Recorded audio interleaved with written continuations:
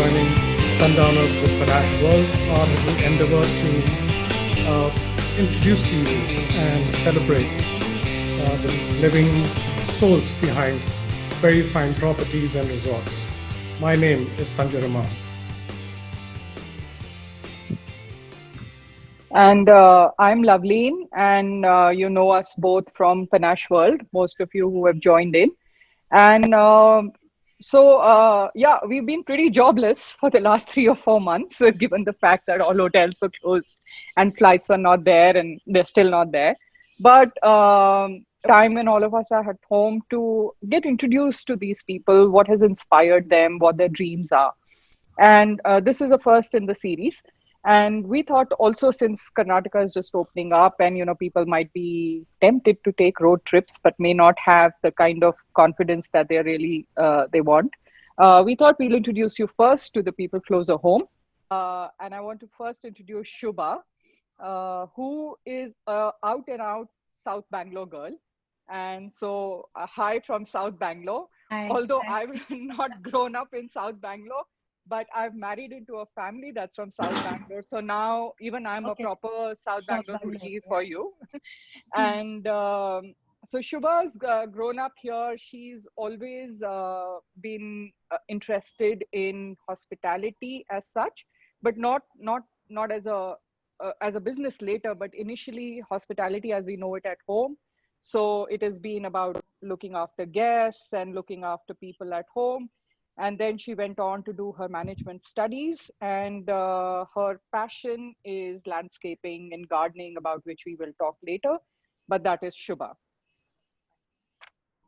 And next to Shubha is Shiv Prasad. He's been a Bangalore boy as well. Hi, Shiv. Hi. Um, and he grew up wanting to be into accounts, became a CA, which he still practices to date. But his passions were something else, and that led him to travel.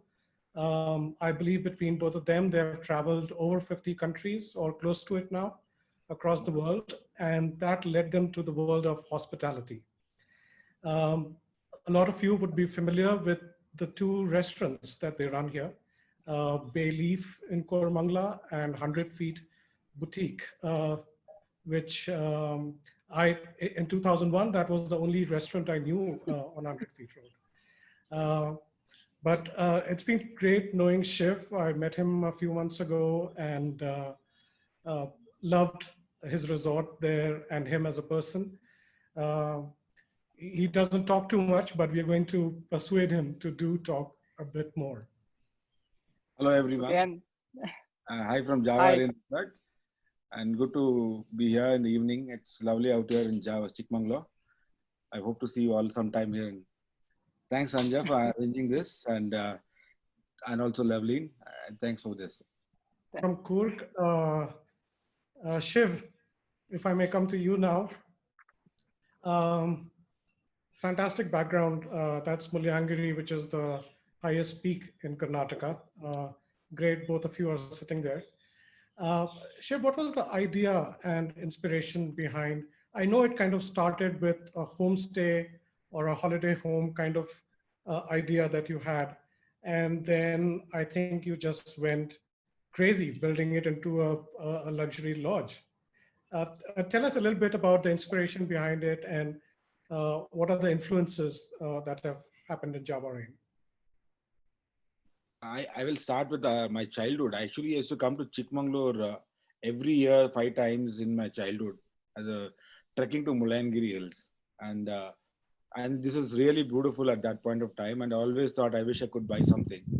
In 2000, we got an opportunity. We bought a coffee estate, and uh, and with the intention to build something very small and very niche for ourselves and maybe some family and friends. But we actually started building in 2012, and then by that time we used to come on the weekend to Chikmagalur.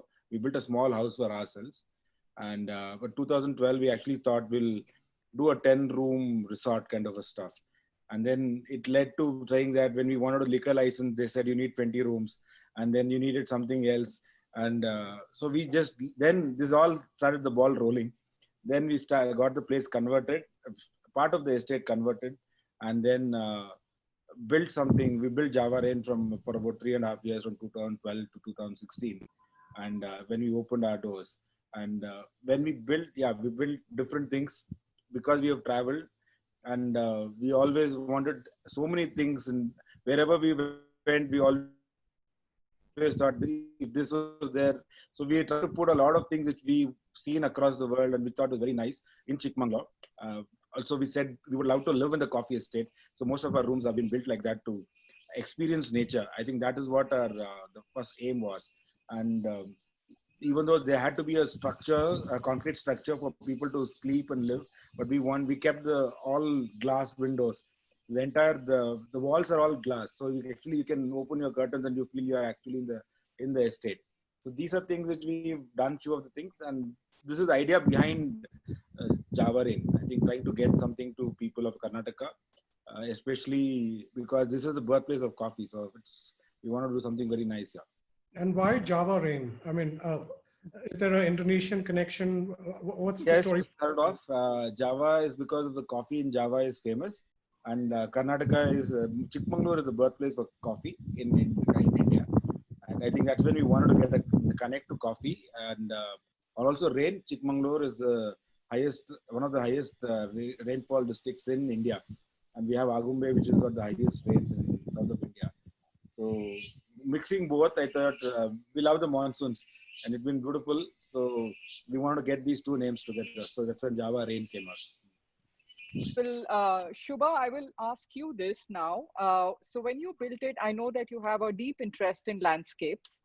And, tell us about how you went about landscaping. So I must, maybe because we can't see this right now, but when we play a video of Java Rain, you will see the structure where they both are sitting, and you will be very, very jealous because this is a 3-story structure, which is mainly meant for sunset viewing. It is fantastic. I was sitting right where they are sitting, and they served us this amazing, like a jaggery coffee and pakoras, and I cannot forget that ever.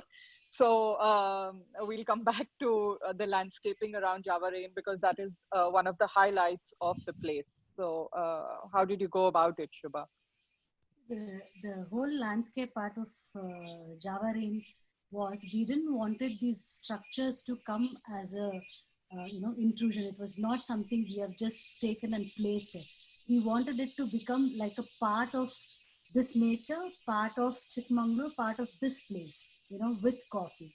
So the whole landscape part is that you spill out of your concrete structure or your rooms, you tend to see the nature. You are in the nature. So placement of the rooms to everything, we have given more importance to the landscape. We haven't cut the trees.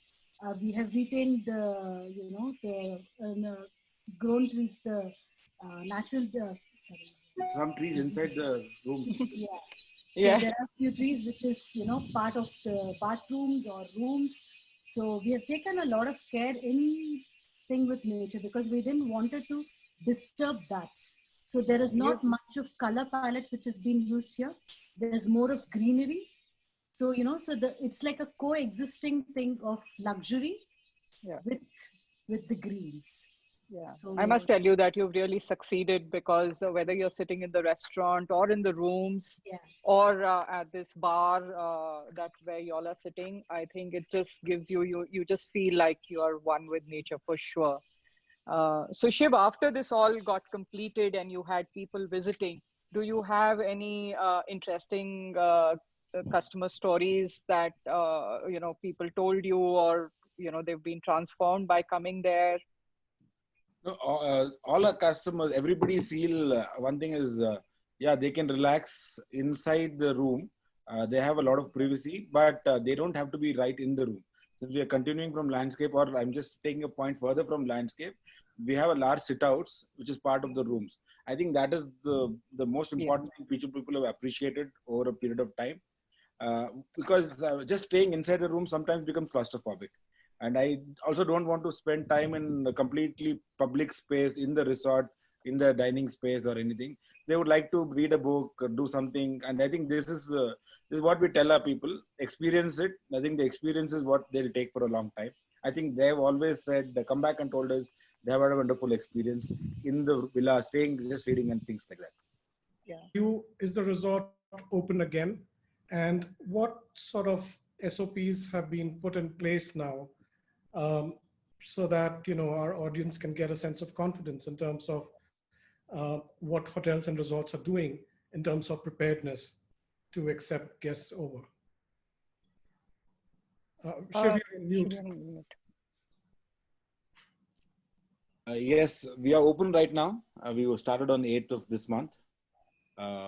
It's good to be back serving guests. We had a full house last week, and what we have done, I'll just tell you. I think the most important thing is, luckily for us, Chikmagalur has been a green zone throughout. We never had cases until mid of May, and there's only 5 to 10 cases, and there's no active cases as of right now. And that is the biggest point for us, because very little bit of infection in Chikmagalur. But then what we have done is, we've actually, most important, we've taken care of the staff. I think that is very critical, because if anybody gets affected, I think it also goes to them. We've ensured that all of them are, all the health measures are followed, checked every day, and they are being trained by some specialists. We call doctors on the site to train them and tell them what are the hazards and what they can do. We have given them accommodation. And a few of them have been living on the resort, in the resort itself, and we told them not to travel out much. Even though Chikmagalur has been a green zone, we're not telling them not to go to the town or other parts of Chikmagalur. I think that is the most important way of keeping the staff safe. Then we have the way we get our food and delivery. We have very standardized this. It comes on a couple of days a week, and then what is to be done when things are bought, how to wash, what is to be disinfected, all those precautions have been taken, because the food is the important part of guests. And I think we make sure that we source even our meat from the best sanitized place. We go and verify what they're doing in those places. I think that's what we've done with regard to the procurement and stuff like that.